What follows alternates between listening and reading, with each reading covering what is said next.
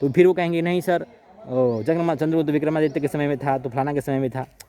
वो युद्धों का समय था। जो मिडिएवल हिस्ट्री है उसमें अभी नेशन करके कंसेप्ट ही नहीं आया था। जो राजा बना उसका पूरा राज्य, अगले दिन राजा केवल हार जाए पूरा राज्य दूसरे के हो गया, तो वो ऐसे नहीं कहते थे कि हमारा राज्य गुलाम हो गया। वो ये मानते कि राजा बदल गया, हम लोग तो वैसे ही हैं।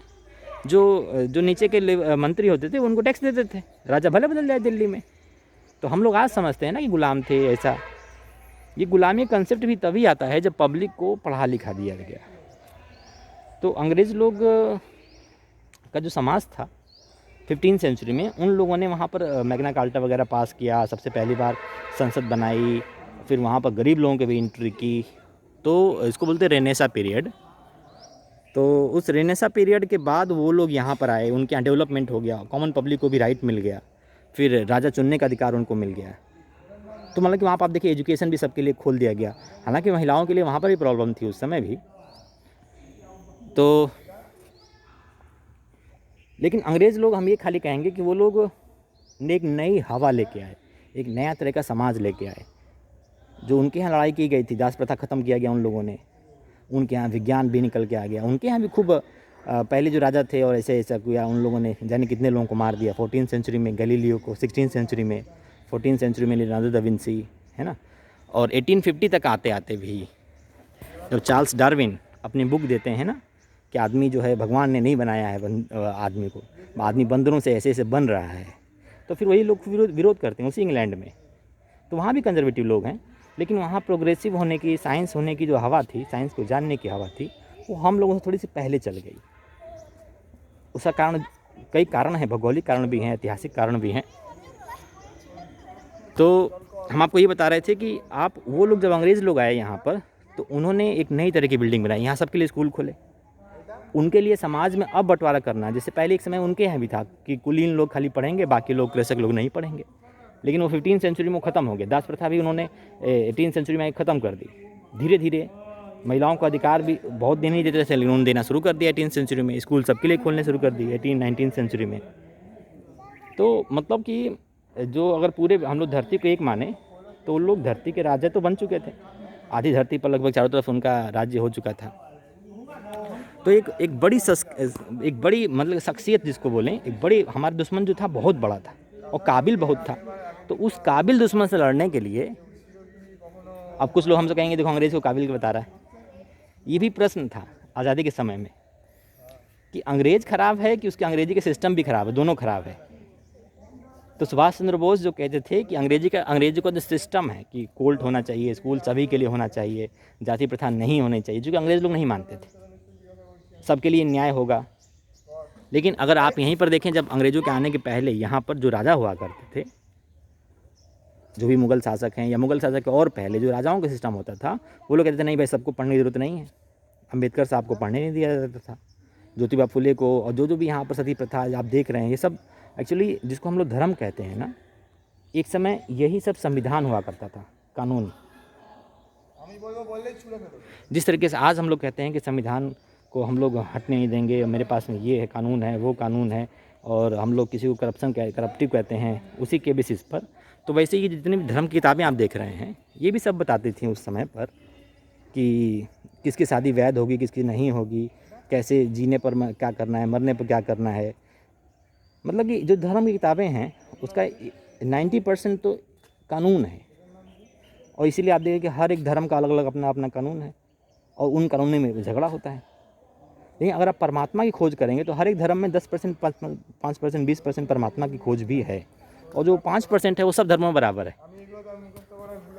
जो अंतर है वो समाज के अकॉर्डिंग, परिस्थिति के अकॉर्डिंग, उनके जो नहीं कि लोग कैसे शादी करेंगे, क्या खाएंगे, क्या पहनेंगे, तो ये हम लोग कहते हैं वो धर्म है सब, वो समाज की व्यवस्था है।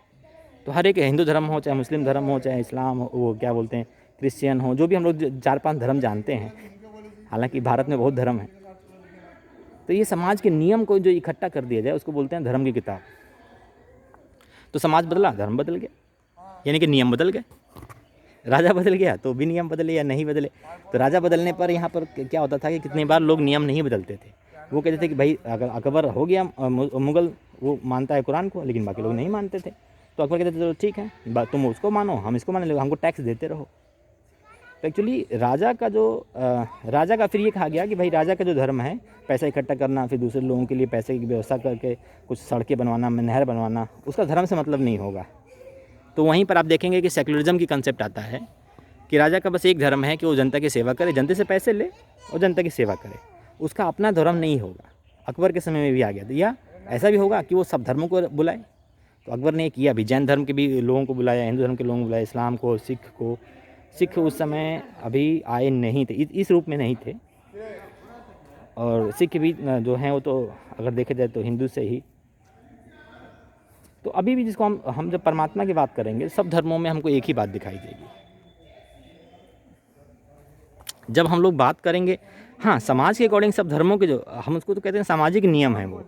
तो कौन सा मुद्दा, जैसे सती प्रथा है, वो एक धार्मिक नियम था कि सामाजिक नियम था, इस पर बहुत बहस होती थी पहले, आज भी होती है कि भाई जो सती प्रथा है वो स्त्रियों से जुड़ा हुआ मुद्दा है, इसमें भगवान को क्यों कह रहे हैं कि वो क्या बनाए हुए हैं। ऐसे अभी बीच बीच में 3 तलाक का मैटर भी चला, तो वो कह रहे हैं हमारे धर्म में लिखा है। अरे धर्म में लिखा था, समाज बदल गया, उसको बदलना चाहिए। तो अब जिस संविधान में है, संविधान में भी हम लोग के संविधान भी बदलता है हम लोग का, वो ये कहता है कि जो पहले लिखा गया अभी बदल सकता है, मतलब कि परिवर्तन ही संसार का नियम है। ये श्रीमद् भगवत गीता में ये बहुत इंपॉर्टेंट बात लिखी हुई है। तो अब इसमें हम आपको कितना बताएं, बस ये बताना चाह रहे थे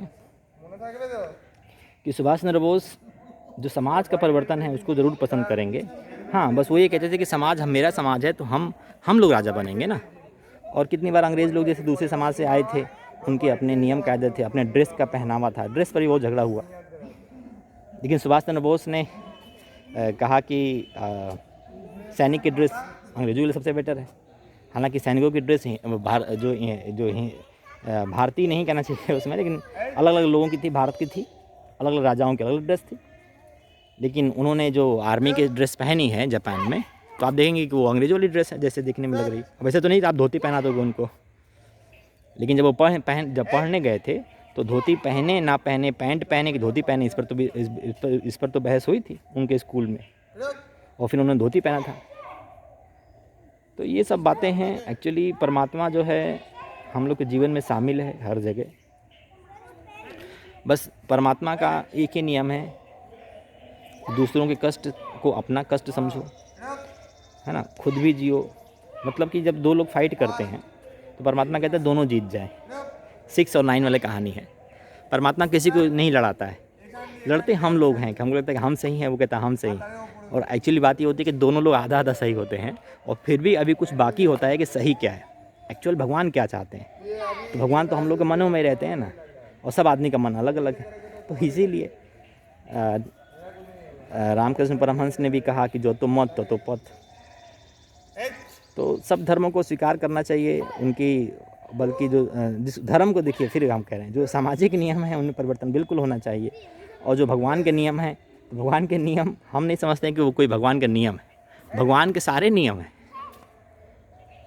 भगवान कभी क्या कहेंगे ये खाओ वो ना खाओ, ये पहनो वो ना पहनो, ऐसा कैसे कोई कह सकता है।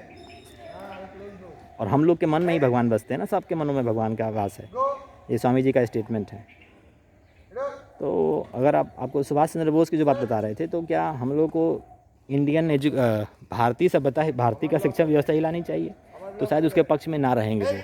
वो खुद जब इंग्लिश पढ़ते थे, इंग्लिश मीडियम स्कूल में पढ़ते थे, उनके पिताजी कहते थे कि नहीं तुमको इंग्लिश ज़रूर जाननी चाहिए, फिर संस्कृत भी पढ़ते थे।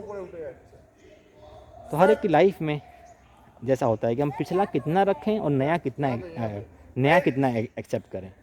तो जैसे जैसे जो देश नया होता है, यंग होता है, वो और नया फैशन ट्राई करता है। और जो देश बूढ़ों का देश होता है, वो सोचता है कहीं मेरी पुरानी चीज़ें ख़राब ना हो जाएं, तो वो संजो के रखेगा, क्योंकि उसके पास नया करने की क्षमता कम हो गई। तो इस तरह से दो तरह के लोग बनते हैं। एक होते हैं कंजर्वेटिव, जो चीज़ों को संजो कर रखना चाहते हैं, खाली नया करना चाहते हैं, लेकिन नया पर कम फोकस है, संजोने पर ज़्यादा फोकस है। और एक होते हैं क्रिएटिव, प्रोग्रेसिव। तो प्रोग्रेसिव की तरफ में हम लोग सब लोग आते हैं, जो कहते हैं कि हाँ कल हम भी गलत हो सकते हैं, समय के अकॉर्डिंग हम बदल सकते हैं, हमको बदलना चाहिए। श्रीमद् भगवत गीता भी प्रोग्रेसिव है, वो ये कभी नहीं कहती है कि कोई परमानेंट दुश्मन हो गया। और वो कहती है कि सबको उनकी जो प्रॉब्लम्स हैं, उनकी जो मान्यताएं हैं, आप उन पर दया करो। सब जगह ऐसे बात होती है। तो देश और धर्म, इसमें सबसे पहले हम लोग को देश अपने आगे रखना चाहिए, और धर्म चूँकि बहुत पर्सनल व्यक्तित्व होता है ना, कि हम किसी चीज़ मानते हैं और तुम नहीं मानते हो, ना भी मान सकते हो। तो सुभाष चंद्र बोस और गांधी बिल्कुल वैसे ही कहानी है कि पहली बिल्डिंग को या खेत को पहले जोतना पड़ता है, फिर बहुत आराम से एक एक बीज बोना पड़ता है, फिर बीजों की देखभाल करनी पड़ती है। अगर बीज बोने के बाद आपने ट्रैक्टर चला दिया तो नष्ट हो जाएगा। तो दो अपोजिट काम है एक्चुअली, बिल्डिंग को गिराना और फिर नई बिल्डिंग को उसी जगह पर बनाना। और जैसे आप नई बिल्डिंग बनाओगे, कोई भी आदमी नया घर बनाता है, तो अगर उसमें एक पिताजी का है दिमाग, या मान लो उसके दो बेटे कमा रहे हैं, दोनों बेटे मिलकर बनाएं, दोनों में झगड़ा हो जाएगा कि घर हम कैसे किस डिज़ाइन का बनाएंगे। लेकिन अगर पिताजी अकेले एक मालिक हैं तो वो जैसा बना देंगे, लोगों को दोनों लोगों को स्वीकार करना पड़ेगा। तो जब आप बनाते हो ना, प्रोग्रेसिव की जो होती है, वहाँ पर एक नई सिस्टम है, वहाँ पर कई नए नए रास्ते निकलते हैं। तो अगर सुभाष चंद्र बोस भी मतलब कि उनकी अगर उस समय उनका शरीर ना छूटा होता, हम मृत्यु नहीं कह रहे, मृत्यु तो मरेंगे ही नहीं, कभी हमेशा हम लोग के दिलों में रहेंगे।